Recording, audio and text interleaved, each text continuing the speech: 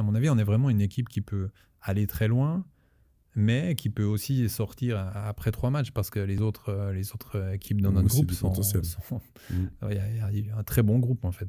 Quand il y a eu le tirage au sort, je me souviens, j'étais au Qatar pour le tirage au sort et puis la TSR avait fait le pire scénario et puis le meilleur scénario, hein. Et le pire scénario, c'était exactement le groupe qu'on a eu en fait. Et puis ma femme était devant la télé et puis elle m'envoie la photo du pire scénario possible.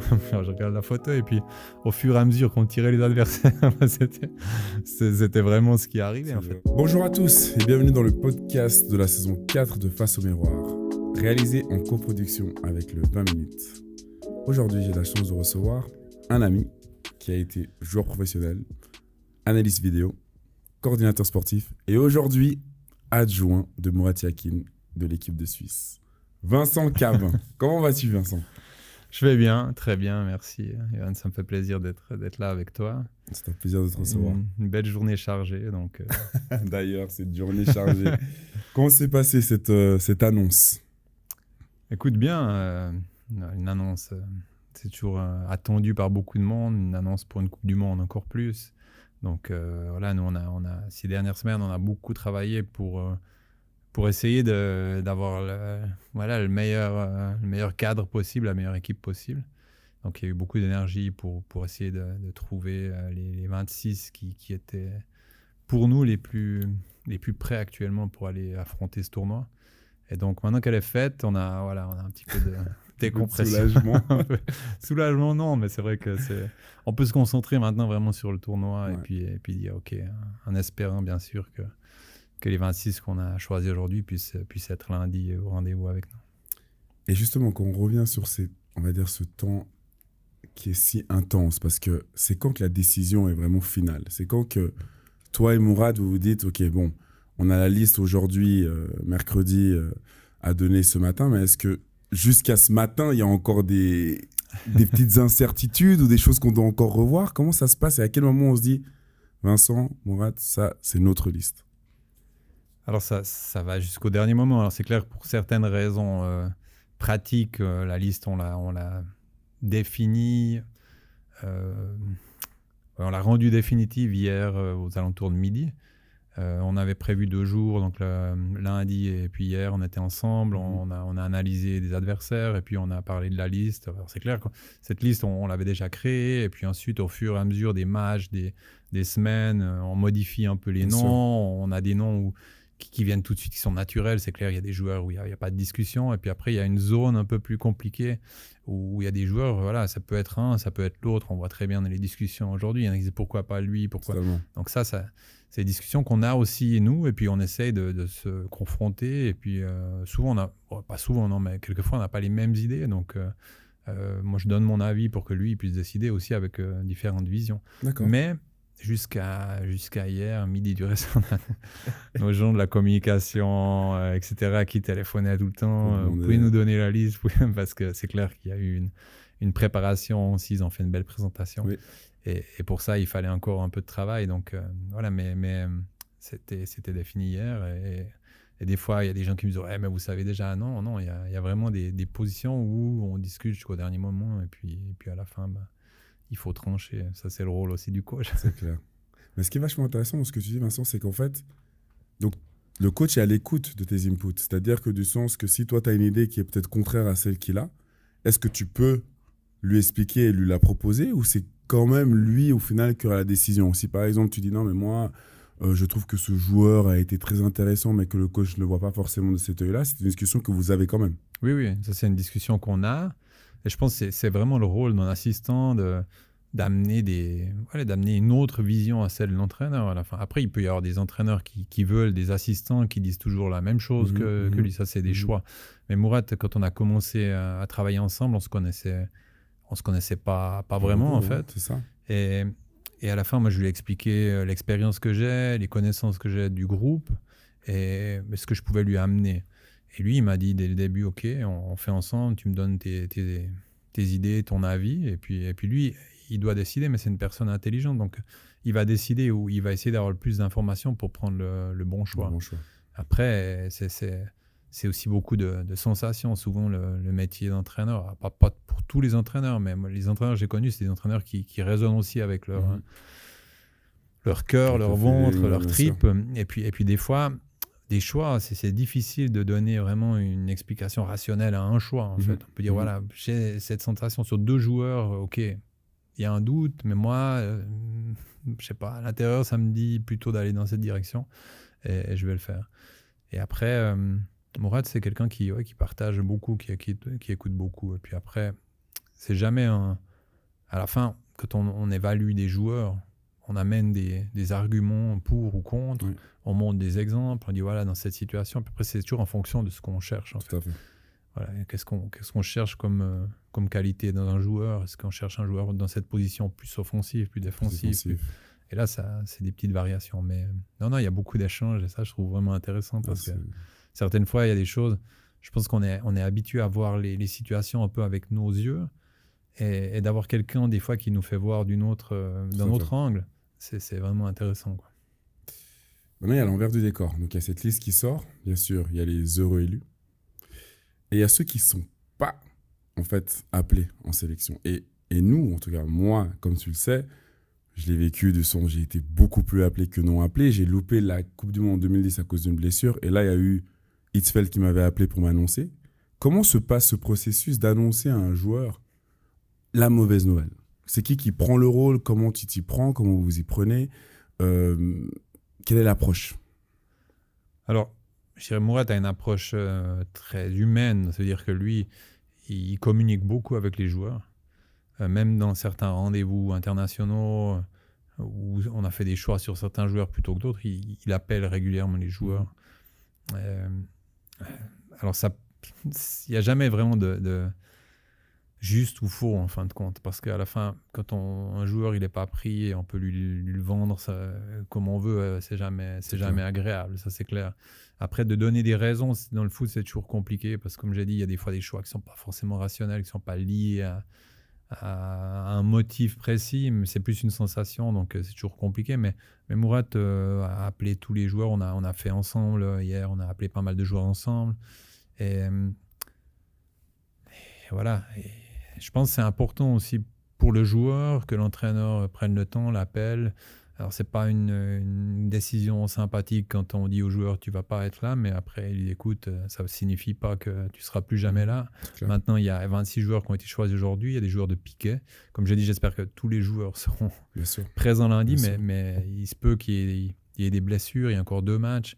Et ça veut dire que le joueur, il doit toujours rester prêt, parce qu'il peut à un certain moment être appelé et puis à la fin il peut jouer et puis il peut faire une super Coupe du Monde. Donc c'est important aussi que le coach garde ce contact, mais c'est clair que quand on annonce une décision négative, c'est sympathique pour personne, et puis quand on annonce à un joueur qui s'y attendait pas forcément ou qui rêvait de ça, qu'il est pris, il éclate. Je pense les deux jeunes qui ont été pris au niveau émotionnel, je pense que c'était assez fort. Très fort. Ouais, non, c'est sûr. Je me rappelle toujours de la première fois que j'étais pour une Coupe du Monde, c'était incroyable, en 2006. Et d'ailleurs, tu vois, comme tu dis, tous ces matchs condensés pour cette Coupe du Monde au mois de novembre et dans le courant du mois de décembre, comment tu vas vivre ces derniers instants jusqu'à lundi? Parce qu'il y a beaucoup de matchs. Oui, il y a beaucoup de matchs, c'est clair, c'est la folie.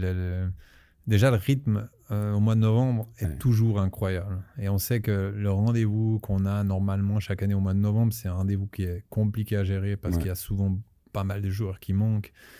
Généralement, ce sont aussi les clubs qui font un peu de pression des fois pour dire aux joueurs, écoute, il y a beaucoup de matchs. Ne va pas en sélection. Tu as une petite douleur, donc soigne-toi, etc. Cette année, nous, on va devoir faire une Coupe du Monde, des joueurs aussi. Alors, c'est clair que les joueurs... dans la tête, ils ont quand même la Coupe du Monde, mais quand on voit les matchs qu'ils ont devant eux, ils ne peuvent pas dire non plus je vais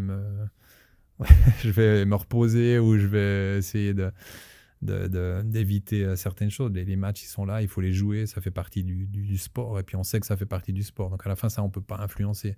S'il y a quelque chose qui se passe, on ne peut pas influencer ça. Donc on va regarder de manière sereine ces matchs. Continuer à prendre des informations sur les joueurs qu'on a sélectionnés, les autres aussi qui sont de piquet pour voir s'il y a un problème, qui on va rappeler, et puis attendre lundi les joueurs qui pourront être là en fait. Il y a une phrase de Petkovic, j'aimais bien, il disait toujours à ce temps-là c'était 23 plus. Ouais, c'est juste. Et chaque rendez-vous il disait j'ai les 23 meilleurs joueurs que la Suisse peut avoir en ce moment. Ça veut dire que quand on commence, on a les meilleurs joueurs à disposition. Si quelqu'un est blessé, voilà, il est blessé. Et ça ne sert à rien de parler de quelqu'un qui manque ou qui ne peut pas être là. C'est clair. Et donc voilà, ça c'est quelque chose de certain, c'est que lundi, on aura les 26 joueurs 26 meilleurs. Qui, à nos yeux, sont les plus prêts pour aller faire cette Coupe du Monde. En fait. Et ce groupe alors, cette Coupe du Monde, Vincent, comment... Est-ce que tu vois, il y a un objectif qui est fixé déjà, du sens où quand tu parles quand tu es avec Mourad ou en tant qu'adjoint, est-ce qu'on se fixe déjà un objectif quand on voit le groupe? C'est-à-dire qu'il y a une progression qui a été faite, on a battu la France au dernier Euro. Est-ce que déjà, concrètement, on se fixe un objectif quand on voit le groupe là? Est-ce qu'on dit on doit le passer? Alors, non. Ça, c'est un argument qu'on a eu des fois avec Mourad, aussi avec Pierre-Louis Gétami, qui est directeur des équipes nationales. Parce qu'il y avait toujours un peu une habitude de se dire, voilà, un premier objectif, c'est passer le groupe, et puis après, il y a un deuxième objectif, etc. Alors, c'est sûr que notre premier objectif, c'est de passer la phase de groupe, parce que sinon, c'est fini. Donc, on pourrait dire que ça, c'est un premier objectif. Mais on a plus tendance à prendre un match après l'autre, de savoir qu'on a un potentiel. À mon avis, on est vraiment une équipe qui peut aller très loin, mais qui peut aussi sortir après 3 matchs, parce que les autres équipes dans notre groupe sont... Il y a un très bon groupe, en fait. Quand il y a eu le tirage au sort, je me souviens, j'étais au Qatar pour le tirage au sort, et puis la TSR avait fait le pire scénario et puis le meilleur scénario. Et le pire scénario, c'était exactement le groupe qu'on a eu, en fait. Et puis ma femme était devant la télé, et puis elle m'envoie la photo du pire scénario possible. Alors, je regarde la photo, et puis au fur et à mesure qu'on tirait les adversaires, c'était vraiment ce qui arrivait, en fait. Donc, je pense qu'au niveau mondial, c'est reconnu que ce groupe, voilà, dans chaque chapeau, c'est l'adversaire qu'on a eu, c'est l'adversaire que les autres n'auraient pas voulu tirer, en fin de compte.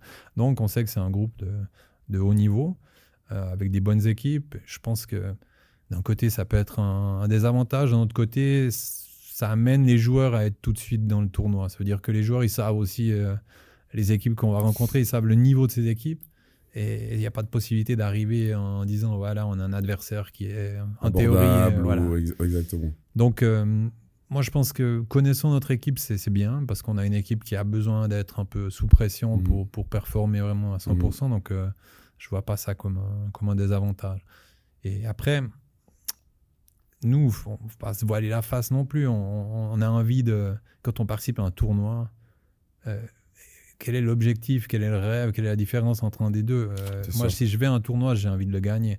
Surtout si je sais que j'ai une chance de gagner.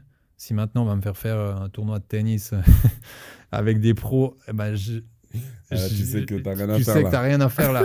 Mais ce n'est pas notre cas, en fait. Comme je dis, c'est une équipe, la Suisse, même statistiquement, on sera très, très peu coté, mais on a une chance.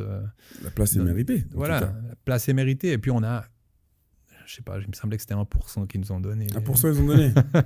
Mais 1%, le pourcent est là. Il est là. Et 1%, c'est beaucoup dans certains domaines. Donc, moi, je pense qu'il faut qu'on joue notre carte. Les joueurs sont ambitieux de plus en plus. L'année passée, il y a eu un peu cette discussion où Granit, il me semble, avant le tournoi, avait dit « Moi, j'ai mes affaires jusqu'à la fin. Et puis, des fois, c'est pris un peu comme arrogance ou prétention. Mais à la fin, voilà.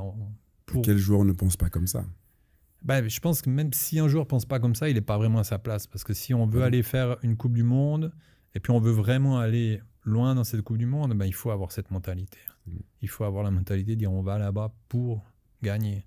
Et on va tout faire pour gagner. Après, on sait qu'il y a des adversaires, on sait qu'il y a des fois...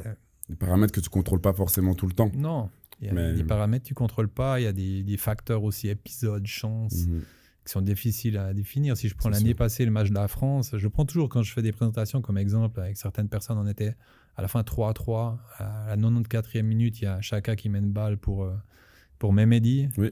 Et Mehmedi, il rate son contrôle, mais sinon, il est tout seul face au but. Puis normalement, ça, c'est une action de but vraiment importante. Et puis 30 secondes après, les Français partent en contre.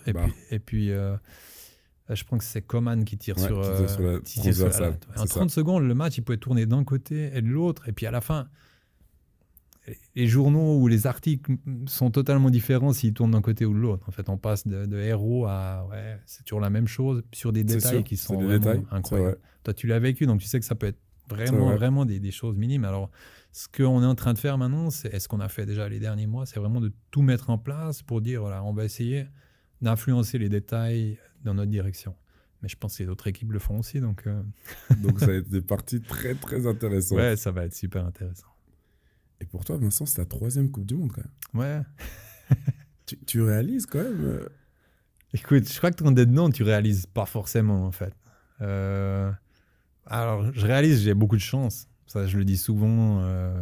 On en parle aussi à la maison. En fait, j'ai vraiment énormément de chance de faire ce que je fais.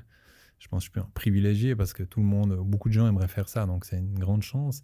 Mais après, tu sais, quand tu es dans un milieu, bah, tu te rends pas forcément compte. Est-ce que tu te rendais compte de la chance que tu avais d'être joueur pro? Quand tu es dedans, c'est presque tu as l'impression que c'est une normalité. Oui, parce que c'est ta normalité. Parce que c'est ma normalité en fait. à moi, voilà. exactement. Et pour les gens, c'est pas la même chose. Mais c'est vrai que...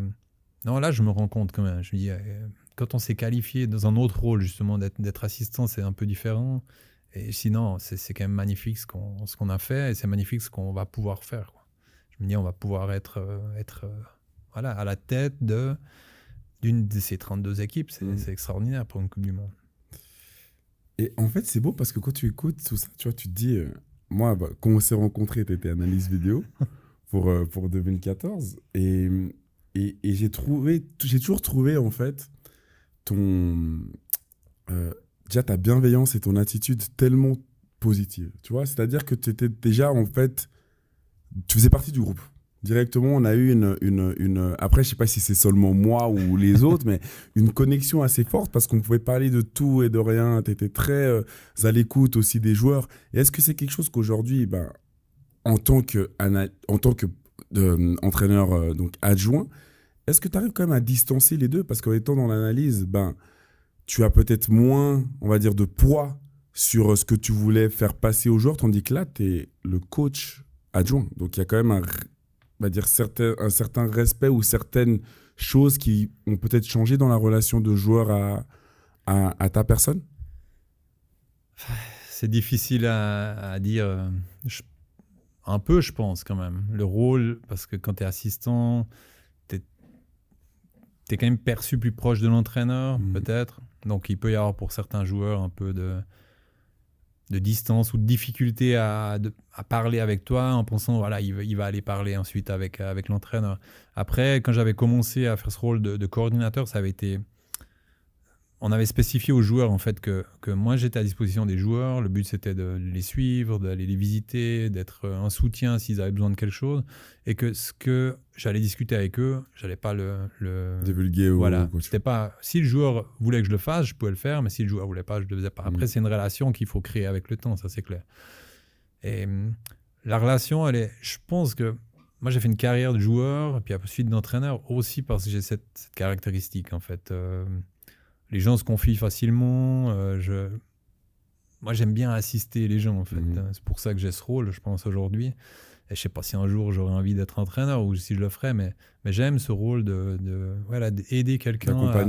D'accompagner, d'aider quelqu'un à arriver à son objectif. Et ça, c'est quelque chose qui me plaît bien.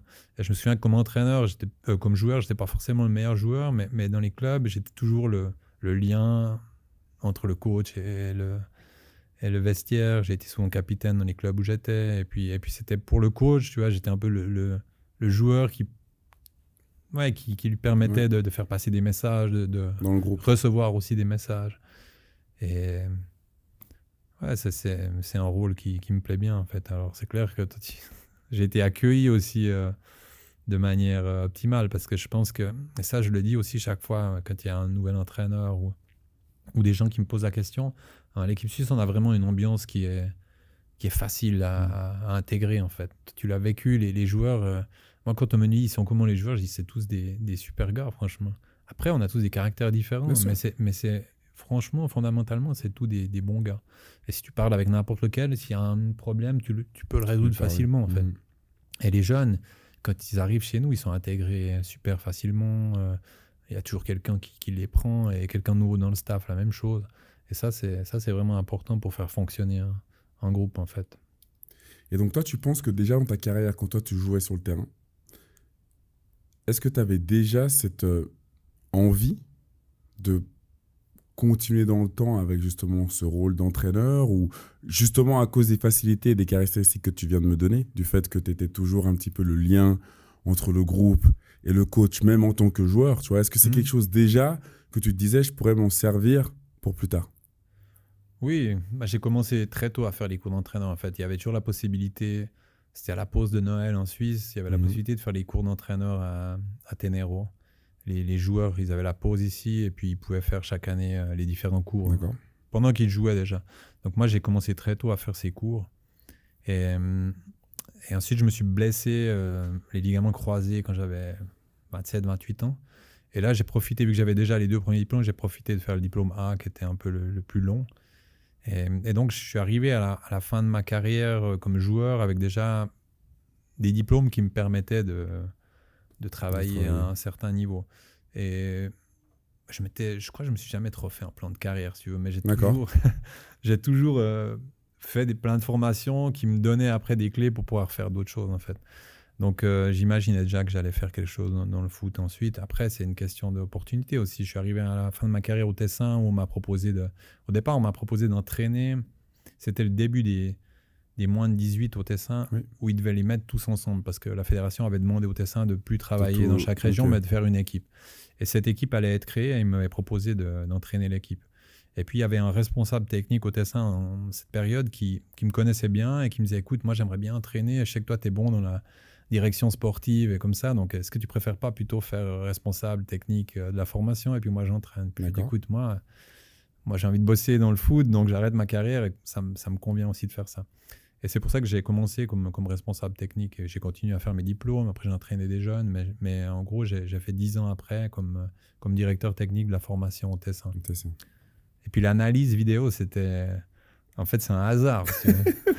Oui, parce qu'on était responsable de cette structure. Il y avait une entreprise suisse, je ne sais pas si je peux la nommer, mais Darfish qui était de Fribourg, en fait, et qui avait développé des choses dans l'analyse, mais plus dans d'autres sports. Et puis, ils venaient chaque année au Tessin faire une présentation. Et puis, moi, j'avais dit dans le foot, c'est intéressant, mais il n'y avait personne qui travaillait vraiment avec ça. Et j'avais commencé, il m'avait donné un programme pour que j'essaie. J'avais commencé à travailler. Moi, tout ce qui était technologie me plaisait. Donc, j'avais commencé à travailler avec ce programme. On l'a développé ensuite ensemble. Et puis, à un certain moment, quand j'étais encore au Tessin comme directeur, Pierre-Louis Gitami, qui était entraîneur des 21 à cette période, était un peu le lien entre la fédération et notre partenariat. C'est lui qui venait une fois par mois contrôler un peu ce qu'on faisait. Et une fois, il me dit, écoute, je cherche quelqu'un qui va observer un match pour les 21. C'était en Géorgie. D'accord. Et j'ai compris après pourquoi il m'avait demandé. En fait, je t'explique. Et j'ai dit OK. Et je suis allé. Et à la fin, que je suis revenu, moi, j'avais filmé le match. Je lui avais fait des trucs. Et puis que je lui ai présenté, il m'a dit non, mais c'est dans l'autre monde.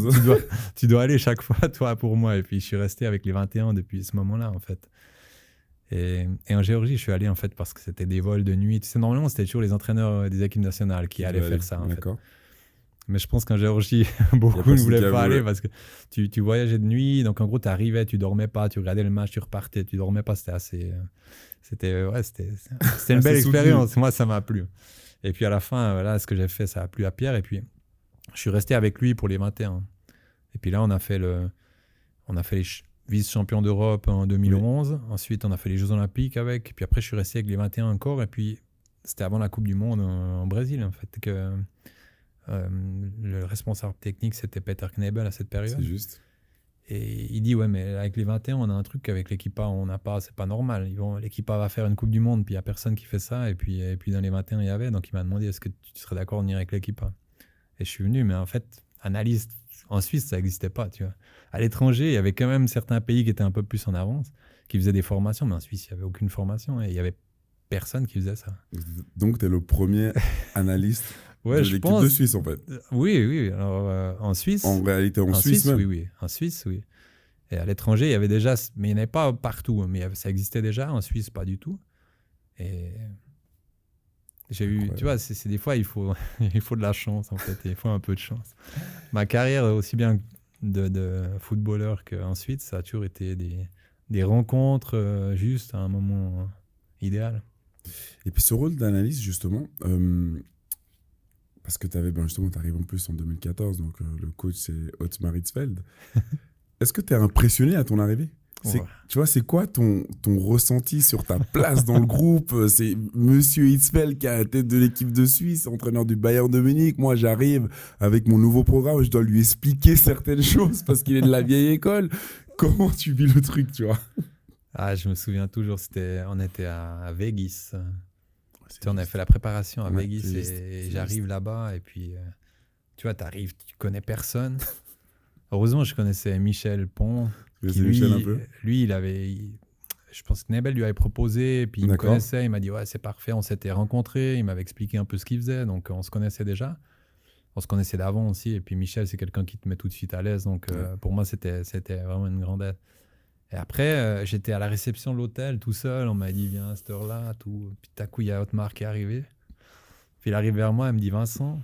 Je dis ouais, bien écoute, t'es là. T'es le seul visage que je connais pas, donc je pense que c'est toi. Je dis ouais, c'est moi. Et Otmar était super aussi. Pour moi, c'était idéal d'avoir. Ouais, Otmar était vraiment. J'ai adoré comme personne en fait. Et puis j'ai adoré apprendre à le connaître un peu parce que je me souviens. Michel me disait souvent ouais, tu sais, c'est un peu comme tu disais, vieille école, ça l'intéresse pas, les analyses, ça l'intéresse pas. Et puis, moi, j'avais mis en place quelque chose qui était vraiment intéressant. Bah, tu te souviens, peut-être, il y avait beaucoup de possibilités. Et puis, un jour, j'ai dit, Otmar, si tu as 1 heure, je te montre quelles sont les possibilités, en fait. Et si ça ne t'intéresse pas, tu me dis. Si ça t'intéresse. Puis, on est allé dans sa chambre, je lui ai montré avec l'iPad. Je lui avais pris un iPad pour lui, justement, parce que chaque fois, cette période, il se donnait encore les vidéos sur une clé. Lui, il devait mettre sur l'ordinateur. Tu vois, moi, j'avais déjà tout sur des clouds, donc je disais, écoute, je te donne un iPad, je te montre comment ça fonctionne, on peut créer une télévision, chaque joueur peut avoir son canal, etc. Et je lui ai montré tout 1 heure, il a dit, oh, on fait tout, je veux tout, on fait tout. Ça lui plaisait, quoi. C'était quelqu'un qui était vraiment très intéressé aussi. Et alors, lui, il m'a dit, non, tu peux faire tout, c'est parfait. Donc, tu as laissé cette liberté de pouvoir justement la liberté de faire le travail, de proposer aux joueurs aussi les actions individuelles, par exemple. Vous n'aviez jamais ça, en fait. Des possibilités d'avoir de vos actions, mais aussi des adversaires. La possibilité d'avoir tout sur une plateforme. Alors, c'est clair qu'au Brésil, ce n'était pas idéal parce qu'il y avait le problème de la connexion Internet, mais on avait prévu aussi ça. Donc, on avait prévu des iPads pour chaque joueur pour que le joueur qui est intéressé puisse regarder. Alors, c'est clair que c'était le début un peu. Certains joueurs étaient très intéressés, d'autres pas du tout. On a dit on force pas, c'était pas le but de dire on oblige, etc. Mais Otmar était vraiment ouvert. Pour moi, c'était génial parce qu'il a dit ouais, super, on fait quoi. Et ton processus du fait d'arriver et de voir la pointure de l'entraîneur, tu vois, est-ce que toi aussi, en même temps, dans son quotidien, dans ce qu'il te propose, tu en fait déjà t'imprègnes un petit peu, tu prends des informations pour ce qui est peut-être ton but futur, tu vois. Est-ce qu'il y a cette analyse aussi qui est en même temps quand tu travailles, où tu es vraiment juste dans ce nouveau rôle à 100% comme un gamin qui se dit purée c'est incroyable, ou tu es déjà un peu plus déjà dans ce côté d'apprendre d'être comme une éponge? Alors moi j'ai toujours été dans ce que je faisais, donc j'ai toujours été vraiment concentré sur ce que je devais faire, mais je pense que j'ai tout pris des gens j'ai pris de tout le monde en fait. Chaque personne avec qui j'ai collaboré ou travaillé, j'ai pris quelque chose, mais sans dire voilà, je vais l'observer pour prendre. Je pense que j'ai pris naturellement. En étant toi-même. Ouais, en étant moi-même et en voyant aussi le style de la personne et puis en prenant ça sans la recherche de dire voilà, je regarde ce qu'il fait, je vais prendre ce qu'il fait. Hein. Mais de côtoyer des gens, d'être avec eux, de les observer. Pour moi, je l'ai fait beaucoup, mais sans le but de dire ouais, ça va me servir par la suite. D'accord. Et Otmar, ben voilà, j'ai eu beaucoup d'entraîneurs aussi avec qui j'ai travaillé, qui me plaisaient dans le sens où Otmar, c'est quelqu'un qui était très, très attentif voilà, il était intéressé aux joueurs, il parlait beaucoup aussi avec les joueurs, il était sensible je te donne un exemple, mais quand on faisait des analyses, Michel Pont m'avait dit, écoute, quand tu analyses notre match, prends toutes les actions, mais le négatif, Otmar, il va toujours l'enlever. Et puis, je dis, OK, alors j'ai fait les premières analyses, et puis c'était des matchs amicaux, je crois qu'on avait joué. Pérou et Jamaïque, avant la Coupe du Monde. Et alors, je mets les actions, je mets positive. À un certain moment, vous travaillez avant avec tout le défensif, tout l'offensif. Et puis nous, avec Otmar, après, on a dit, mais il y a peut-être plus de sens à garder un ordre chronologique parce qu'à la fin, le match, il a aussi son histoire. Donc, on gardait l'histoire du match. Et puis, j'avais mis le positif et le négatif. Et effectivement, quand on commence à regarder les premières actions avec Otmar, la première fois, on les regarde ensemble.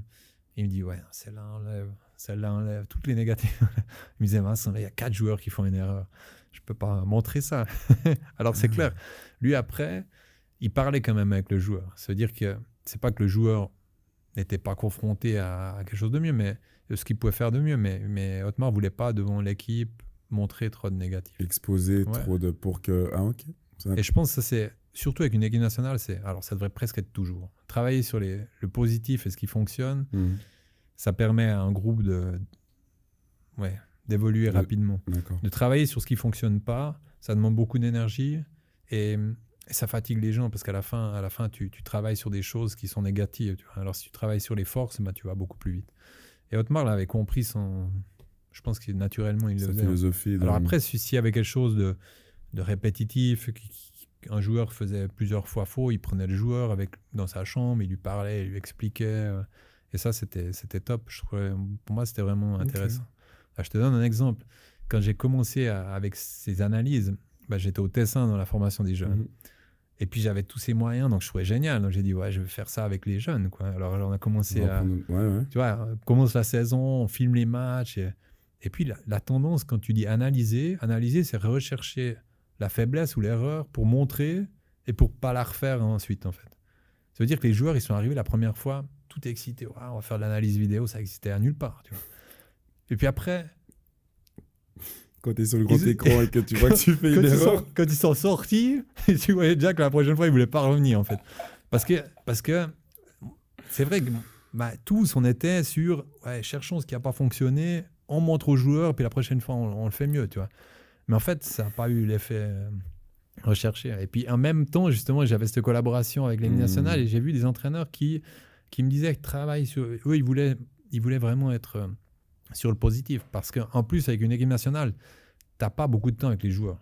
Ça veut dire que si tu arrives et tu es négatif avec les joueurs, peut-être, tu vois, tu les as 2-3 jours, le match après, et puis ils partent, et puis tu peux pas les suivre. Tu peux pas les, peux pas les suivre. Donc, c'est vrai, l'impact, il est bien. Et même après, avec Vlado, c'était aussi souvent plus positif. Donc, c'est-à-dire qu'on va dire la philosophie est restée un peu la même. Il n'y en a pas plus un qui se dit, le négatif, moi, j'ai quand même envie de le montrer pour peut-être... exposer une situation, pas forcément prendre le joueur pour responsable, mais que cette situation-là peut être évitée par un autre joueur, mais juste l'exposer. Oui, alors ça, Mourad est beaucoup plus comme ça. D'accord. Mourad est quelqu'un de beaucoup plus spontané. Lui, il y a quelque chose à montrer, il dit, voilà, il y a une erreur, on la montre, on en discute, et puis c'est fini. Tu vois, il y a pas de... C'est clair qu'il faut être habitué aussi, il faut comprendre la personne. Quelqu'un qui n'est pas habitué, il pourrait dire, attends, il me critique. Mais ce n'est pas le but. En fait, Mourad, il était clair aussi avec les joueurs. Il a dit, écoutez, moi, je ne suis pas là je suis là pour qu'on ait du succès, pour vous aider à être meilleur. Totalement. Mais s'il y a des choses qui sont, à mon avis, pas top, je les montre et puis on en discute ensemble. Quoi. Et ça, c'était peut-être au début pas toujours facile parce que les joueurs n'étaient pas habitués à ça. Et avec Petkovic, il y avait vraiment très peu de discussions sur les aspects qui ne fonctionnaient pas. Et avec Mourad, c'est un peu différent. Maintenant, les joueurs, ils savent, ils sont conscients et puis il n'y a pas de problème. Ils acceptent. Comme c'est clair, c'est accepté. Oui, parce que c'est pas... Tu vois, il faut comprendre qu'est-ce qu'il y a derrière, en fait. Puis comme joueur, si tu comprends pourquoi il y a des choses ou pourquoi l'entraîneur fait comme ça, normalement, ça passe assez bien, en fait. Tu as sûrement eu des entraîneurs qui te faisaient certaines... Mais si c'est clair entre l'entraîneur et le joueur, c'est bon. Je me souviens d'un entraîneur qui criait tout le match contre moi. Mais je jouais tout le temps. Une fois je lui ai dit, mais maintenant c'est fini ou bien. Qu'est-ce que tu veux au final? Après, on a discuté. Il me dit, écoute, moi, pendant le match, je dois un peu. Elle doit accélériser. Et puis je sais que toi, tu peux le toi, tu peux recevoir. Encaisser. Donc, je dis, maintenant c'est bon. Moi, je sais, donc tu peux continuer, mais c'est clair pour moi, tu vois. Mais des fois, cette clarté est nécessaire pour pouvoir continuer. À la fin. Elle est primordiale, j'ai envie de dire. Tu sais, un coach, il veut faire des résultats. Donc, un coach, des fois, le joueur, il perçoit que le coach fait quelque chose contre lui. Mais à la fin, le coach, il veut gagner. Il fait quelque chose pour l'équipe. Voilà, et donc lui, il va toujours faire ce qui est pour lui le mieux pour obtenir des résultats. Et puis après, comme tu disais aussi avant, c'est aussi une question peut-être de ressenti et de feeling, hein, par moment. C'est pas que c'est toujours contre le joueur, mais c'est compliqué parce qu'en tant que joueur, tu es aussi... tu sais, le football, j'ai toujours envie de l'appeler le sport le plus collectif du monde, mais en même temps le plus égoïste, tu sais. Ah, c'est clair. Tu vois, parce qu'au final, oui, on parlait d'erreur, par exemple, mais quand tu fais une erreur, c'est toi et c'est pas l'autre. Donc, quand tu es sur la vidéo, ton ego, il en prend peut-être un coup. Donc, je comprends totalement cette approche. Elle est très, très intéressante, mais c'est vrai que peut-être, c'est là où la question, tu vois, du mental aussi. C'est pour ça qu'on est dans un sport qui demande tellement, tellement de choses, d'être exposé, de pouvoir accepter la critique qui est constructive et pas négative parce qu'elle est pour le bien collectif. Juste. Mais tu vois, le sport, moi, je prends souvent, quand j'étais dans la formation, je prenais souvent l'exemple du sport individuel et du sport collectif. Et à certains joueurs, je disais, mais toi, tu dois aller faire maintenant 2 semaines en sport individuel. Pour te rendre compte que tu ne peux pas toujours donner la faute à d'autres. Alors, dans le foot, on peut faire ça, tu vois. C'est ça la difficulté du foot, c'est que évaluer la prestation individuelle d'un joueur, c'est toujours compliqué. C'est très compliqué. Alors, il y a quelqu'un qui va dire... si tu mets une note de 1 à 5, et 5 c'est la meilleure note, nous on évalue des jeunes, des fois il y a des gens qui mettent 5, il y a des gens qui mettent 2 sur la même prestation. Parce que ça dépend de tellement de facteurs, c'est compliqué. Subjectif. Et ça c'est un peu le danger du foot et de certains joueurs à mon avis, c'est qu'ils ont tendance à se cacher derrière l'équipe, tu vois. Pas affronter vraiment la prestation. Est-ce que j'ai bien joué, est-ce que j'ai mal joué? Un joueur généralement il peut le savoir. Totalement. Mais souvent, on peut se cacher derrière. Ouais, Totalement. non, c'est lui. C'est le ballon-là qui Ou dans la formation, où... moi, des fois, c'était les parents. C'était la folie. De dire, ouais, mais eux, ils sont pas bons, lui, il n'est pas en condition. Lui. Donc, c'est difficile de répondre aussi parce qu'on peut pas dire, c'est pas... Si je fais du 100 mètres, si j'arrive après, je peux dire les chaussures, je peux chercher 2-3 trucs, mais à la fin... Au final, c'est que toi. C'est que toi, tu vois. Et là, on a un sport qui est très, très complexe, en fait. Très complexe aussi parce que tu as dit c'est un sport d'équipe où il faut l'équipe. Mais en même temps, là, on prend 26 joueurs, il y en a 11 qui jouent. Donc, tu en as plus qui risquent d'être pas contents que ceux qui sont contents, tu vois. C'est clair. Et là, tu as un équilibre que tu dois vraiment gérer. C'est pas toujours évident. Et là, ce rôle, justement, parce que je trouve ce point-là super intéressant. Comme tu le dis, 26, 11 qui jouent. Le rôle de l'entraîneur adjoint. Parce que oui, il y a les séances, il y a la préparation du match qui est important, ce premier match. Donc, bien sûr, le focus est sur les 11 ou sur ces 12 joueurs qui vont commencer. Mais au fil de la compétition, comment on gère les autres? Comment on gère ceux qui sont sur le banc et qui vont peut-être pas du tout jouer, qui sont là pour l'expérience? Les plus jeunes, c'est plus simple parce que eux, peut-être connaissent leur place. Claire. Mais ceux qui sont entre deux. Alors ça, on en a parlé beaucoup avec Mourad. Et puis, c'est des choses que j'ai appris avec le temps. Et je me souviens, Otmar, c'est une chose qu'il m'avait expliqué au Brésil. Lui, de son expérience en Afrique du Sud et au Brésil, il m'a dit, écoute, en Afrique du Sud, j'avais pris, à mon avis, les meilleurs 23 joueurs qu'il y avait au moment. Et puis, au Brésil, il a dit, j'ai pris la meilleure équipe pour moi que je pouvais construire pour ce tournoi. C'est-à-dire qu'il n'a pas pris les 23 meilleures individualités, mais il a pris l'équipe qui pouvait fonctionner mieux ensemble. Et je me souviens toujours de Reto Sigler, qui était un peu le remplaçant de Richie Rodriguez à cette période. Et lui, il m'a dit, écoute Vincent, moi, je suis venu où on m'a dit, si Ricardo n'est pas blessé ou suspendu, tu ne vas pas jouer une minute. Donc, lui, il était clair dans le rôle qu'il aurait pendant ce tournoi. Et je pense que ça, c'est important, vraiment, d'avoir des rôles clairs. Alors, sur 26, tu n'as peut-être pas tous les 26 rôles qui sont clairs. Mais avec certains joueurs où tu peux dire il peut y avoir un potentiel, des attentes qui sont différentes de ce qui va être dans le tournoi, tu peux parler avec ces joueurs et c'est important d'avoir des rôles clairs. Et ça Mourad l'a fait aussi, dans le sens où, en parlant avec tout le monde, en disant, moi, je vois ton rôle comme ça, est-ce que c'est OK pour toi? Le joueur, pour une Coupe du Monde, il dit souvent OK, mais tu comprends si c'est sincère ou pas, en fait. Donc, on va dire qu'il ne devrait pas avoir de mauvaises surprises dans le Non, tournoi après, ou... de mauvaises surprises. Tu vois, c'est juste qu'il y ait des attentes, c'est juste que certains joueurs aient envie de jouer. Ça fait partie du tournoi, c'est juste. Mais je pense dans le début, c'est assez clair dans les rôles. Et puis après, en tournoi, ça bouge tellement vite. Tu vois, les rôles, ils changent rapidement aussi. Mais c'est clair qu'au début, c'est important que ça soit clair pour tout le monde. Et puis ensuite, c'est important qu'il y ait des joueurs qui soutiennent les 11 et puis qu'après, il y ait une évolution qui se fasse pendant le tournoi, ça c'est normal. Mais qu'au départ, que ce soit bien clair, que les gens qui sont là soutiennent l'équipe et travaillent pour l'idée commune, ça c'est fondamental. Après, tu n'as pas, sur les 26, comme je disais, tu vois, on ne sait pas déjà les 11 qui vont commencer, c'est pas clair, C'est pas clair défini. Tu as une idée de c'est 5, normal 6. qu'il y a une zone qui est un peu plus grise. Mais d'avoir quand même une discussion avec tout le monde, ça c'est important. Et ça a été fait. Et par exemple, le rôle de relation, comme tu étais coordinateur sportif, aujourd'hui, dans les relations entre les joueurs, par exemple, dans ces derniers mois qu'il y a eu, est-ce que tu t'es beaucoup déplacé? Est-ce que Mourad s'est beaucoup déplacé? Est-ce que vous avez eu des relations avec les clubs? Est-ce que c'est quelque chose on établit un lien de confiance avec les clubs? Est-ce qu'on peut demander, par exemple, à un club, bon, écoutez, Granit Xhaka ou Yann Sommer, il a trop joué. Est-ce qu'on peut essayer de les ménager, s'il vous plaît? Alors, les relations, alors je commence par les joueurs. Les relations avec les joueurs, on a fait beaucoup de visites, beaucoup de matchs, beaucoup de rencontres.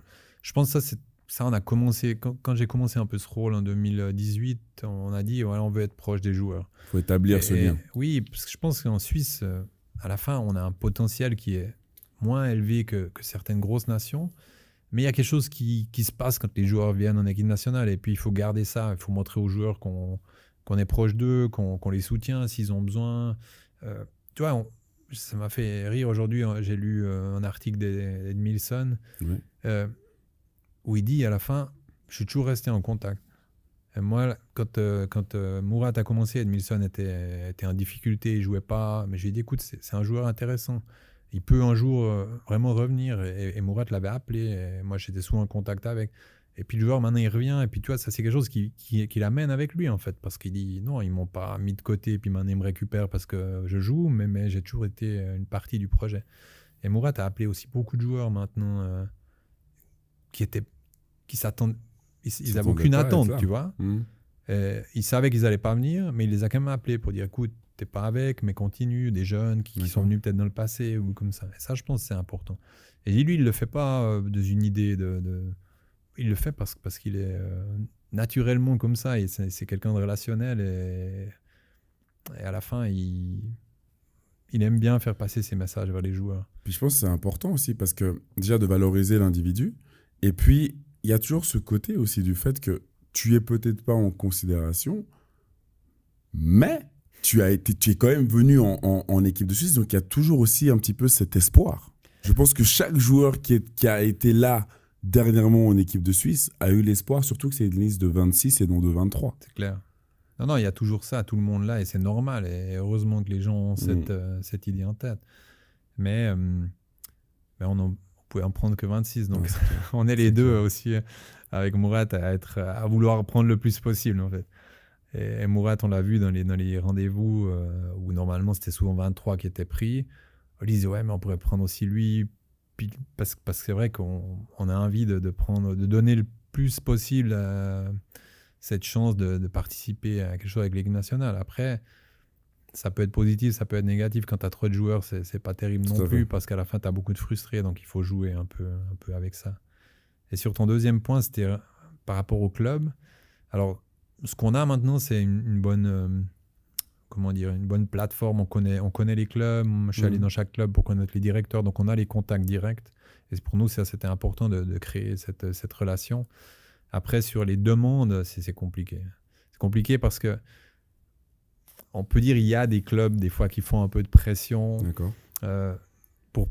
Pour dire aux joueurs, écoute, il y a beaucoup de matchs, tu as une petite douleur, c'est peut-être mieux si tu restes. Tu vois. Dans l'autre sens, ouais. Dans l'autre sens, ouais. Et puis nous, on est contre ça, on se plaint de ça, donc on ne va pas faire la même chose quand il y a un tournoi. Ça, c'est important que le joueur il se concentre sur ce qu'il doit faire, et puis on ne va pas demander au club, écoute, les clubs aujourd'hui sont tous sous pression.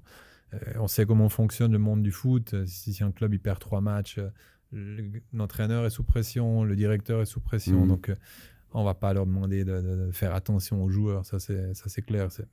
C'est le joueur, s'il est en forme, il joue, et puis l'entraîneur, il va toujours mettre les meilleurs joueurs pour lui, qu'il y ait une Coupe du Monde ou pas. Et ça fait partie du jeu, on le sait, on l'accepte. On l'accepte un peu moins quand c'est dans l'autre sens. Ouais, c'est clair. Ouais, des fois, c'est un peu... tu l'as sûrement vécu aussi, toi, comme joueur. Ce qui est intéressant, c'est de voir, il y a des clubs qui poussent pour prendre leurs joueurs. C'est-à-dire qu'il y a des clubs qui nous disent, oh, on a ce joueur, il est super, et tout, bien sûr, il faut le prendre. Ouais. Et puis, tu vois le parcours, en fait. Quand le joueur, il est dans un grand club, le grand club, il n'a plus forcément un intérêt que son joueur soit un international. C'est clair. Et donc, il y a une zone un peu... Le très grand club, ça ne lui pose pas de problème parce qu'il a tous ses joueurs qui sont internationaux, donc c'est normal que le joueur parte. Et puis, il y a une zone au milieu où, des fois, voilà, on a tendance un peu à freiner. Et puis quand le joueur est jeune, c'est pas toujours évident pour lui de devoir dire non, je veux aller. Ou, tu vois, si tu es dans un nouveau club à l'étranger, tu es un jeune joueur, puis on te dit écoute, ça serait peut-être mieux si tu restes. C'est pas toujours facile. Non, c'est très très compliqué même, je vais te dire. On a eu dans le passé même des joueurs d'expérience qui nous disaient écoutez, moi je veux venir, mais le club fait comme ça, donc convoquez-moi. Et puis le joueur il disait je suis obligé d'aller là, parce que c'est clair, il y a un règlement. Oui. Le règlement FIFA est assez clair. Le joueur il doit aller, même en cas de blessure. Nous, on pourrait faire venir le joueur pour faire une évaluation par nos médecins. C'est juste. Après, on va généralement pas dans ces situations, mais c'est très très juste. Hein. C'est vrai que ça, des fois, on n'a pas tendance à y penser, mais cette guerre entre club et équipe nationale par rapport aux joueurs est assez intense par moment quand même. C'est pas une guerre, mais c'est une situation où le monde du foot, c'est un monde où les gens regardent beaucoup leurs intérêts personnels, en fait. Tout à fait. Et puis, comme tu disais, c'est ça qui est incroyable, c'est que c'est un sport d'équipe, mais à la fin, c'est très, très individualiste dans les comportements. Énormément. Et chacun regarde son jardin, et puis à la fin, souvent, le joueur, l'équipe nationale, elle est intéressante au début pour lancer la carrière d'un joueur, et puis trop après. Et souvent, après, c'est le joueur qui prend un peu la main, parce que c'est clair que le joueur, il aime quand même jouer en équipe nationale. Heureusement, on a des joueurs qui aiment venir avec cette équipe. Et puis, mais en gros, c'est vrai que l'employeur, c'est le club. À la fin, l'équipe nationale, elle n'emploie pas le joueur, elle ne lui verse pas de salaire. Donc, on a une situation où on ne peut pas non plus... on peut jouer sur l'aspect cœur, l'aspect... c'est ça, patrie. Ouais, je trouve que nos joueurs sont... fierté. Franchement, nos joueurs sont... On parle tous souvent de discours double nationalité, etc. Ouais. Mais je trouve qu'on a des joueurs très patriotes, parce que si je compare à d'autres nations, nos joueurs viennent régulièrement, viennent s'ils n'ont pas de problème physique, c'est normal, s'ils ont un problème, ils ne viennent pas. Mais ont envie de venir et sont heureux de se retrouver. Moi, je me souviens toujours. Ça, c'est ce qui m'impressionne le plus, c'est quand vous vous retrouvez, il y a vraiment, tu vois, les joueurs, ils sont contents de se retrouver. Quoi. Et ça, tu l'as vécu. Pour moi, il n'y a jamais eu, tu vois... Toi, tu étais là avec nous en tant qu'analyste vidéo à l'époque où j'y étais encore. Mais tu vois, tous ces débats qu'on a pu entendre dans la presse, nous, de l'intérieur, des binationaux, des machins, en fait, nous, on l'a jamais ressenti parce qu'on est tellement fiers de représenter ce pays. Tu vois, c'est vraiment, malgré, ou même pas malgré, mais heureusement, avec nos nationalités différentes, nos origines différentes, qui font que on arrive avec une culture aussi qui fait que peut-être, c'est pour ça que ça marche aussi bien. Ouais. Tu vois, et c'est vrai que, comme tu le dis, les joueurs sont fiers de porter ce maillot et de représenter ce pays. Et ça, c'est pas quelque chose qu'on peut remettre en cause. Non. Tu vois. Et c'est malheureux que des fois, il y ait eu des débats qui étaient insensés par rapport à ça. Il y a toujours eu des débats, mais je pense que l'équipe, elle a toujours répondu de manière très claire. Et ça, c'est le plus important. En fait. Exactement. Les gens qui voient, ils voient ce qui se passe. Et je trouve que, comme tu dis, c'est un non-débat, mais voilà, il faut écrire des choses des fois. Donc, ça fait partie du truc. Ça fait partie du monde aussi du foot. Hein, donc, voilà. Mais l'important, c'est à l'intérieur. Et moi, j'ai toujours grand plaisir à arriver et puis voir. Généralement, on est un peu avant, nous, et puis voir les joueurs qui arrivent et puis voir ce. Ouais, les joueurs, franchement, ils aiment être ensemble. C'est Gelson qui m'a dit cette équipe, elle est née dans la nuit, et je me souviens. Donc, une équipe soudée. Tu vois, là, justement, avec ce que tu viens de dire, quels sont... Alors, je vais te poser deux. Quels sont tes souvenirs les plus forts. Donc, on parle des Coupes du Monde, Championnats d'Europe, que tu as pu avoir au niveau humain. Donc, quand je dis par rapport à tous d'un vécu humain, d'un événement, et bien sûr après, au niveau des résultats. Mais ça, je pense que je sais ce que tu vas me répondre. Alors, au niveau humain, pour moi, c'est la première Coupe du Monde au Brésil. J'ai trouvé que c'était quelque chose d'extraordinaire. Je ne sais pas si tu te souviens, on avait fait avant le match contre l'Argentine. Cette période, je faisais l'analyste, puis je faisais aussi des aspects de motivation. Oui, c'est juste. Parce que je me souviens, on avait commencé le tournoi, et puis la télévision a fait un petit film de motivation, et puis Michel Pont avait demandé à la télévision de le faire. Et puis, ils avaient fait un petit film qu'on avait montré avant le tournoi. Et puis après le premier match, Michel il dit ouais, la télévision, j'aurais demandé, il ne veut pas me faire, ça serait beau de faire un petit film. Puis j'ai dit écoute, je le fais si tu veux. Alors je faisais toujours des films avec des images, tu vois. C'est clair, on avait eu ce premier match contre l'Équateur qui était incroyable, donc il y a des moments. Et prendre ces images, ces émotions, mettre de la musique pour essayer un peu de provoquer quelque chose chez les joueurs. On prenait aussi des images des public viewing en Suisse où on voyait les gens. Juste. Et j'essayais chaque fois de faire une vidéo comme ça.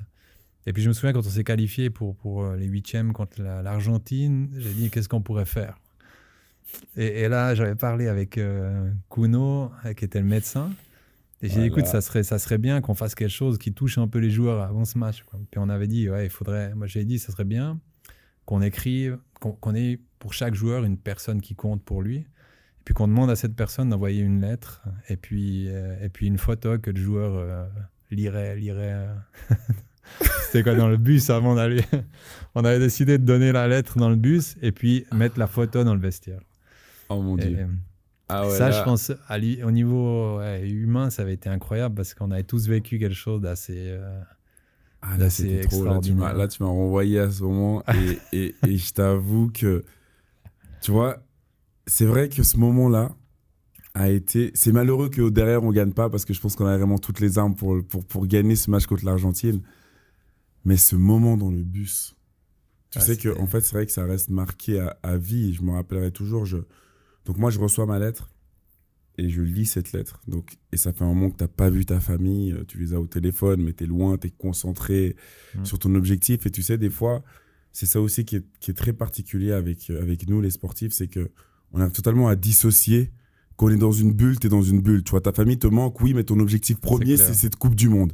Tu vois, et c'est cette lettre avec ces mots, et je me rappelle avoir regardé Gelson dans le coin de l'œil derrière moi qui pleurait. Et là, j'ai pleuré, mais comme jamais. C'était incroyable. D'ailleurs, il faut encore que je te remercie par rapport à ça, parce que c'était vraiment un moment exceptionnel. Après coup, je me suis demandé est-ce que c'était une bonne idée ou pas, parce qu'à la fin, il y avait une décharge émotionnelle. Après, on a parlant avec des spécialistes, ils disaient qu'à la fin, si les émotions sont positives, c'est jamais quelque chose de négatif, si tu veux. Mais c'est vrai que ça avait eu un impact. Je ne pensais pas que ça avait un impact comme ça, en fait. Et c'était pas... Comme tu dis, en fait, il y a aussi une charge, une fatigue mentale, parce que t'es quand même depuis peut-être un mois ensemble, tu vis dans une bulle, comme tu dis. Bon, là, on avait super endroit pour nous, mais tu vois toujours les mêmes gens, tu manges au même endroit, tu as une habitude. La pression du résultat, il y a la pression de l'entraînement. Voilà. En fait, tu es relâché, mais sans vraiment l'être. Voilà. Et puis là, ce moment, ça a apporté à tout le monde un peu un lâcher prise. C'était assez... Ça, c'était un moment incroyable. C'est clair, ça aurait été idéal de pouvoir enchaîner. On avait l'idée pour la suite. Il y avait autre chose, non, mince. Bien sûr, après, il ne faut pas s'arrêter là. Il faut toujours, quand tu penses à un truc, il faut toujours penser à celui d'après. C'était exceptionnel. Mais c'était un sacré moment. Après, au niveau résultat, c'est clair, l'année passée, c'était... Il y a deux choses, je dirais. Il y a le tournoi l'année passée qui était très fort. Et pour moi, il y a eu la qualification après, en fait, qui était quelque chose peut-être différemment, mais aussi fort. Parce que c'est vrai qu'un rôle différent, une grosse pression. Parce qu'en fin de compte, de reprendre l'équipe avec Mourad après les succès qu'il y a eu au dernier championnat d'Europe, c'était pas évident. J'ai jamais réfléchi, en fait. Quand il y a eu la possibilité, j'ai pas réfléchi. Mais après, quand tu commences, tu dis, voilà, tout a bien fonctionné, donc OK. On a gagné aussi en crédibilité, mais tu sais, le foot, ça va très vite, en fait. Si tu te qualifies pas, ça peut aller vite. Donc, petit à petit, on s'est rendu compte de la pression qu'il y avait, et puis de se qualifier, ça a été vraiment comment dire, tu sais, tu as de l'adrénaline. Je pense, je disais aux gens, la semaine qui a suivi, je pouvais me faire n'importe quoi, je sentais rien. Quoi. Cette sensation-là tu vois, de bien-être, mais vraiment une décharge d'adrénaline incroyable où tu sens, t'as aucune douleur, tout peut se passer, tu es vraiment bien, quoi. C'était vraiment une sensation extraordinaire qui généralement durait moins long, tu vois. Ouais, c'est vrai. Bah là, toujours à Vlado, quand on rentrait des rendez-vous ensemble en voiture. Et puis, tu sais, quand tu as gagné des matchs, quand tu t'es qualifié, quand tu as vraiment cette sensation où tu planes presque. Quoi. C'est sûr. Et ça, alors je pense qu'il y a d'autres milieux où tu peux le vivre, mais le foot, c'est quelque chose qui nous permet de vivre des émotions que moi, j'ai jamais vécues autrement. Non. C'est très particulier. Et après un tournoi, je ne sais pas si tu l'avais... Alors, pour les joueurs, on dit toujours que c'est un petit peu différent parce que si le tournoi est fini, généralement, tu pars direct dans ton nouveau truc. Et puis mais je me souviens le vide qu'il y avait eu après le tournoi au Brésil, c'était incroyable. En fait. C'était mon premier tournoi. Et puis, j'avais pas réfléchi. Tu vois, tu es allé là-bas, tu vas, tu y vas. Puis tout à coup, dans l'Argentine, tu perds. Puis tu te retrouves dans ta chambre, puis tu dis, ça c'est fini. Ah ouais. Demain, on rentre. Tu dis, ça c'est. Puis là, tu as toute la pression qui tombe. Et... On avait fait un restaurant sympa quand même, je sais pas si tu te rappelles. Non, c'était super. Après, on est sortis et tout, mais le moment où tu dis, c'est fini, ça fait drôle, quoi. Et moi, je trouve justement que le contre-coup est encore plus fort quand j'arrive à Genève. Tu vois, quand j'arrive là et que je me dis. En fait, comme on disait, tu vois, on va dire le cas contraire, on va dire vraiment le contexte totalement différent, où justement, quand tu es en compétition, tu as ta famille qui t'appelle, mais tu es totalement dissocié. Mais là, maintenant, ta famille est là, mais tu n'es toujours pas là. Voilà, ça c'est compliqué. Tu es encore au Brésil et tu es encore en train de te refaire ce match contre l'Argentine de Messi parce que tu te dis que tu es passé à un poteau, tu vois, à une séance de penalty et tu veux pas lâcher le truc. Pendant un mois, j'étais plus bactère. Ah, c'est clair. Et puis regarder les matchs où t'es pas, tu dis je devrais être là. Non, ça c'est le contre-coup qui est incroyable. Mais après, comme tu dis, il y a le retour à la vie normale. Ouais. Moi, j'ai la chance d'avoir ma femme, mes 4 enfants qui m'ont toujours amené à dire ouais, là, t'as vécu, je sais pas, un mois et demi dans un autre monde. Maintenant, t'es de retour ici. Tu te recentres. Parce que c'est vrai que tu vis dans un monde totalement différent. Et je pense des fois c'est pas facile pour un joueur qui vit ça presque toute sa vie, en fait. Ouais, c'est clair. Tu es dans un monde... Je veux dire, quand on rentre dans le tournoi, tu arrives à Zurich, puis tout à coup, tu dois sortir ton porte-monnaie parce que tu vas acheter une bouteille d'eau, comme ça, puis tu vois des gens dans le magasin, tu sais, puis tu dis, ouais, attends... Ça on se rend pas compte, mais en fait, quand tu fais un tournoi, puis c'était souvent un mois et demi, tu reviens dans la vie normale, ça fait déjà un impact. Donc, c'est clair que... Je dis toujours... Pour les joueurs, c'est pas évident parce qu'aujourd'hui, les joueurs, ils vivent presque ça tout le temps. Ils sont dans une bulle, vraiment beaucoup. Et puis tu vis dans un monde un peu parallèle au monde normal. C'est un autre rythme, c'est une autre vie, c'est une autre pression aussi.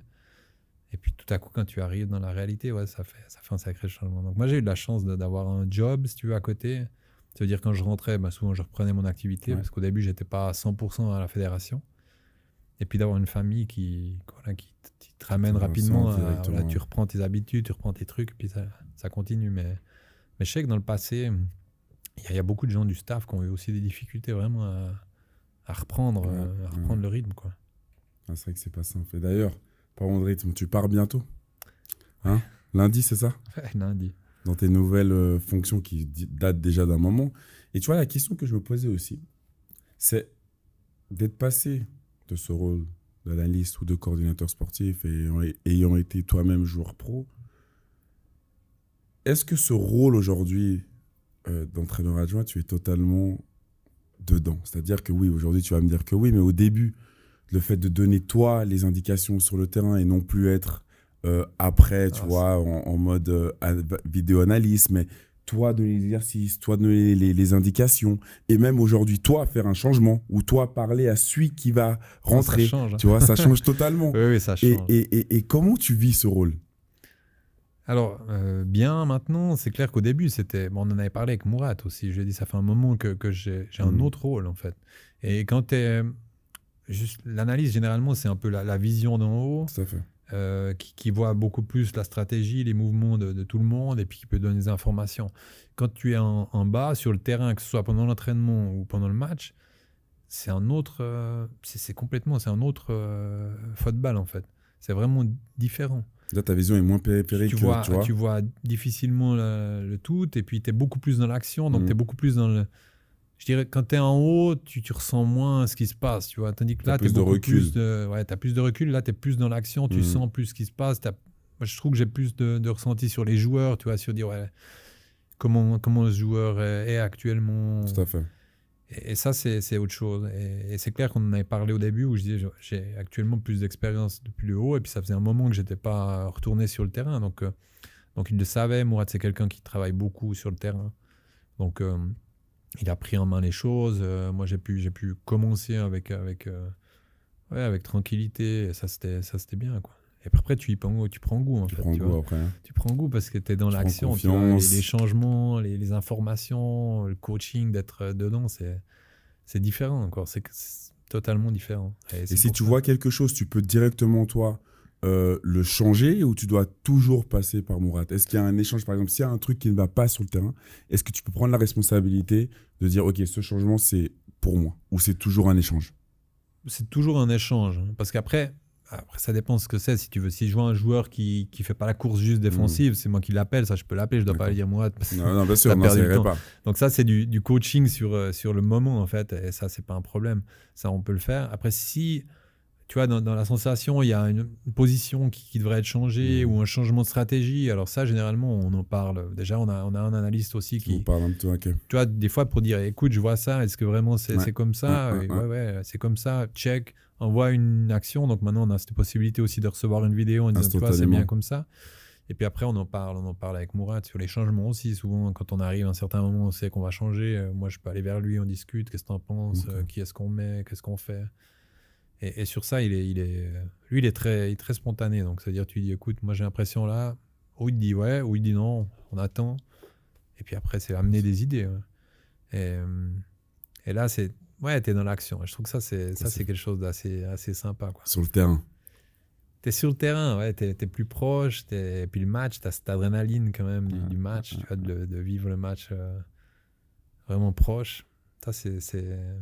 Comme je disais, c'est vivre des émotions, vivre des moments qui se sont difficiles à expliquer, en fin de compte. Si t'es pas dedans. Je pense que c'est aussi beaucoup pour ça. Si tu vois plein de gens qui se lancent dans le foot, ou des gens, des hommes d'affaires qui ont des entreprises puis qui prennent des clubs, parce que tu peux avoir une entreprise qui fonctionne très bien, mais voilà, c'est une entreprise où t'as pas ça, alors qu'une équipe de foot, ça peut être à tous les niveaux, hein, parce que quand je parle avec les gens, je dis les émotions que nous on vit, à la fin tu les vis partout.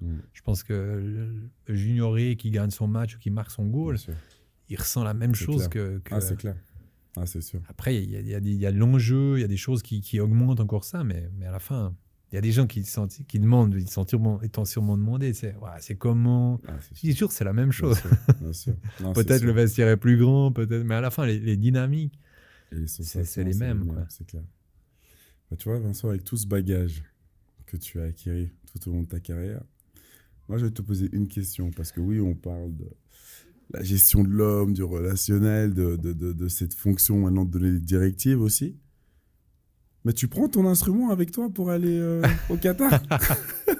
Parce que ça, on ne sait pas, mais tu es un grand musicien aussi. Hein? Oh bon, pas trop, non. Mais... un musicien, en tout cas, j'aime bien les percussions. Je jouais jeune, la batterie, on avait un groupe, on s'amusait bien. Et puis après, pendant un moment, c'était plus compliqué. Et puis là, ça fait quelques années que je me suis remis... Et puis maintenant, il y a des instruments qui peuvent permettre de voyager et faire des percussions. C'est quoi le nom déjà, le caron? Le caron. Ouais. C'est ça. Assez sympa. Le problème, c'est que tu vois, si c'est mon voisin de chambre, je sais pas s'il sera content. Si c'est Mourad à côté, il va dire mon assistant, il fait quoi? Au bout d'un moment, ils vont venir frapper. À la maison, j'ai une batterie électronique comme ça, au moins, si je joue. Mais des fois, ça serait bien. J'y pense, tu vois, pour vraiment relâcher, pour faire quelque chose. C'est important. Maintenant, il y a des joueurs qui ont aussi des instruments qu'ils prennent avec eux, parce qu'à la fin, ça te permet si tu restes trop dans ton truc, c'est pas toujours idéal. Donc, une bonne idée. On a un gros mall là, à l'hôtel où on est. Et il y a un magasin de musique et il y avait justement... trop bien, tu peux en profiter il y a des djembés, il y a des... Alors, je dis, bon, on va Après une réfléchir. victoire, concert Vincent Cavin. On peut se faire un local. Tu vois, il y a 2-3 musiciens dans l'équipe. On peut se faire un petit studio. Et ça, c'est des trucs qui seraient vraiment sympas Ah à oui, faire. c'est sûr. Des Ça fois, fait tu vois, partie de la vie d'équipe aussi, hein, Ouais. tous ces moments-là. Et je pense que ça permettrait vraiment d'avoir des moments où tu sors de, comme tu disais, cette bulle. Mais on trouve des moyens de le faire. Hein. On a quand même des... Non, c'est vrai. Mais après, tu vois, pour prendre pour exemple, bah, ceux qui extériorisent souvent le mieux, bah, quand tu regardes les nations africaines qui arrivent en chantant au stade, ou les Brésiliens qui arrivent avec les tam-tams en dansant et tout, puis Claire. ils sont encore bons sur le terrain. Donc pourquoi pas la Suisse aussi, hein, Ah, bien sûr. tu vois? Après, t'as des habitudes. Culturelles, Nous, bien on sûr. est très... Bien sûr. Bien sûr. On est construit un peu d'une certaine manière. C'est Et puis, si on commence à même... Faut Comme- peut-être changer des Comme fois. tu as ces dit, choses. ouais, mais justement, nous, on a... Franchement, d'un côté, il y a la culture suisse, puis d'un côté, il y a plein d'autres cultures. Bah oui. Et donc, on a déjà dans nos si tu vois le vestiaire avant le match, c'est déjà une ambiance différente. Il y a de la musique. Non, après, on doit faire le pas supplémentaire. C'est ça. C'est ça. J'ai vu des images dans le bus de certaines équipes. Il y a une ambiance qui est Ouais, extraordinaire. c'est Mais la chez folie. nous, c'est pas mal aussi de temps en C'est de temps. la folie. C'est de la folie. Vincent, merci beaucoup en tout cas. Bah, merci à C'était toi. un plaisir et C'était super. bah écoute, tout de bon. J'y serai aussi, donc on se verra. On se verra là-bas. On se J'espère verra que là-bas. on va pouvoir fêter ensemble des moments super, des Je suis sûr. émotions. Je suis sûr. On le fait pour ça. J'espère aussi qu'on pourra faire vivre aux téléspectateurs suisses des émotions importantes parce que je pense qu'il est resté de l'année passée et ça nous a vraiment tous marqué. C'est se rendre compte comme les gens ont vécu cette victoire contre la France. Tout le monde en parle et tu vois que ça a fait vibrer les gens. Et puis je pense que nous, on a envie de vibrer nous, mais de voir ces gens vibrer, ça nous motive aussi. Ça Totalement. motive les joueurs de dire voilà, on va essayer de faire revivre ça au public suisse. Ça serait vraiment super. Belle source de motivation. Bah, merci, on va vibrer avec vous. Hein.